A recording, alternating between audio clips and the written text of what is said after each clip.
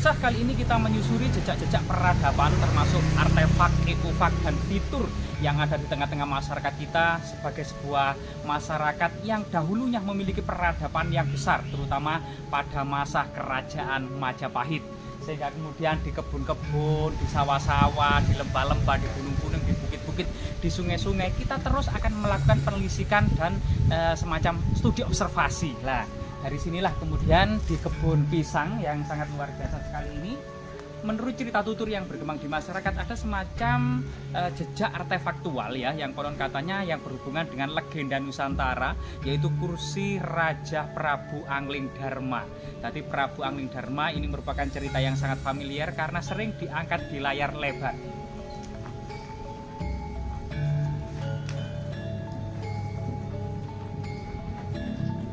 Diceritakan bahwasanya pada awalnya Prabu Angling Darma ini tertarik dengan kecantikan Dewi Setyowati. Dewi Setyowati ini dikejar-kejar, diintip, dikejar-kejar, diintip, dikejar-kejar sampailah di rumahnya. Ternyata tidak lain dan tidak bukan putri dari Begawan Maniksutra. Dan Begawan Maniksutra ini juga memiliki putra angkat yang bernama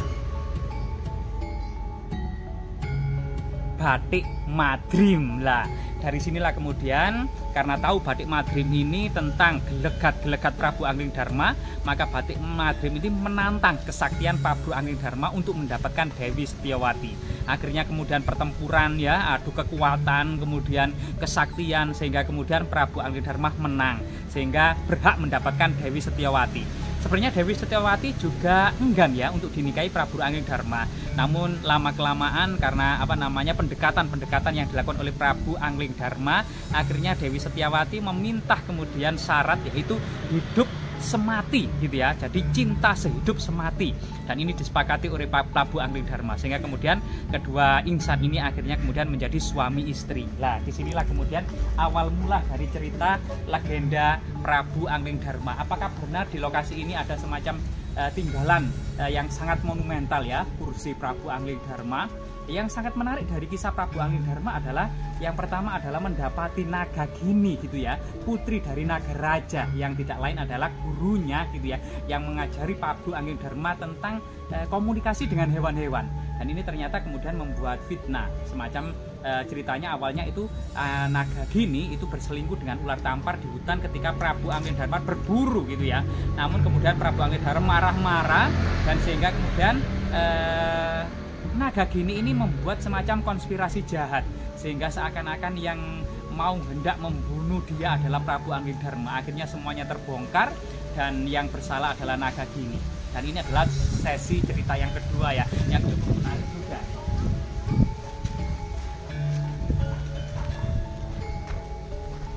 Jadi memang suasana kita saat ini di kebun ya, dikepung oleh perumahan, dan memang di lereng Gunung Welirang Arjuna termasuk lereng Gunung Penanggungan ini tidak tidak habis-habisnya ya keindahannya ya, panoramanya diduga sejak masa kuno ini memang keindahannya itu merupakan semacam permata dari peradaban Jawa Timur, sehingga diduga tempat para begawan, tidak hanya kemudian mungkin Begawan Maniksutra yaitu guru dari mertua dari Prabu Angling Darma, atau mungkin juga begawan yang lainnya ya yang hidup di sini, semacam para pertapa atau orang-orang bertapa. Nah, di situ banyak sekali karena memang di dekat sini juga ada semacam desa yang bernama Ketapan Rame, berasal dari pertapaan yang sangat ramai ya di situ. Kemudian suatu ketika kemudian karena memang Setyowati itu ingin membuktikan kecintaan dan ketulusan Prabu Angling Darma sehidup semati, akhirnya membuat api unggun dalam upacara sati.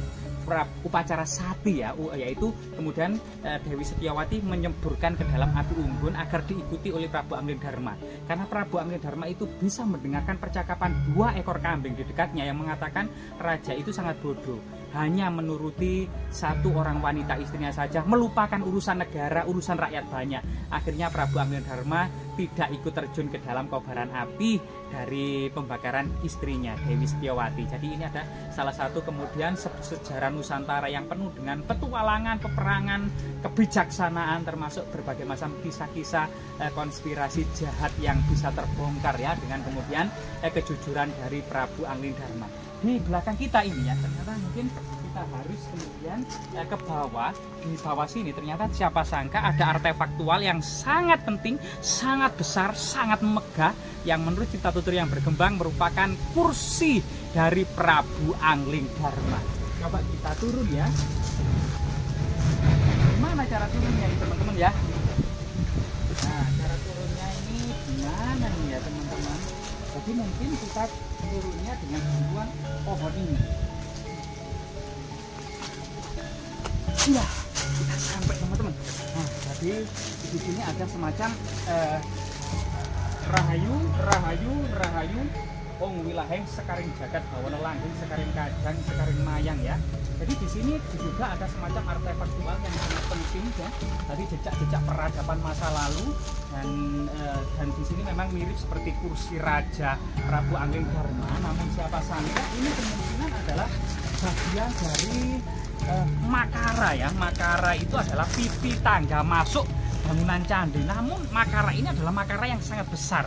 Tentunya kemudian candi yang dimaksud pada waktu itu adalah candi yang sangat megah pada masanya. Jadi makara ini ya yang unfinished ya. Jadi ini biasanya itu ditaruh di pipi ya, kiri kanan pipi masuk tangga candi. Nah ini makara sendiri sebenarnya adalah bentuk seperti gajah mina atau mungkin apa semacam ikan dengan belalai gajah gitu ya, sehingga disebut juga gajah mina. Atau makara yang lainnya ada banyak sekali bentuk-bentuk makara.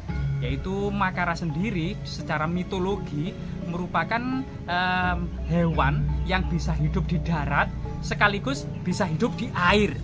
Dan dalam mitologi juga makara ini adalah kendaraan dari Dewi Gangga. Jadi Dewi Gangga yang sangat dihormati gitu ya, yang berada di Sungai Gangga, sungai yang disucikan di India gitu ya. Itu kemudian cerita-cerita ini juga sangat erat kaitannya dengan peradaban kuno Nusantara. Karena memang peradaban Hindu-Buddha yang berasal dari lembah sungai Indus gitu ya, India, itu kemudian begitu masif mempengaruhi peradaban yang ada di Nusantara, terutama di Sumatera dan di Jawa. Muncul kerajaan-kerajaan besar, dinasti Sailendra gitu ya.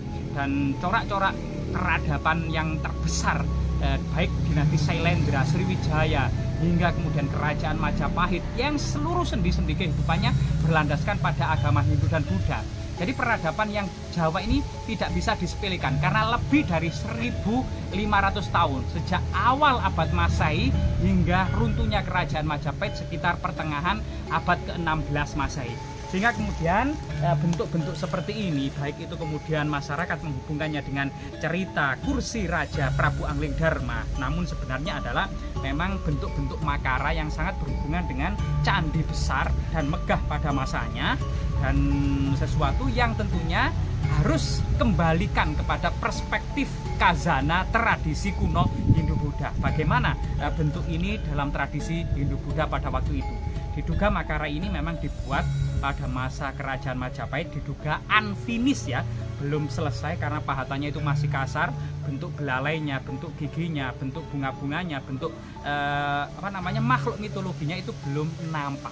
Sehingga kemudian diduga area ini dahulu memang adalah semacam bengkel ya, bengkel arca, tempat para pertapa, maharesi, mahapertapa, mahayogi ya, dengan asrama, tempat pemujaan, petirtaan kuno, sumber-sumber mata air yang dikeramatkan, serta asrama dan mandala-mandala kadewa guruan.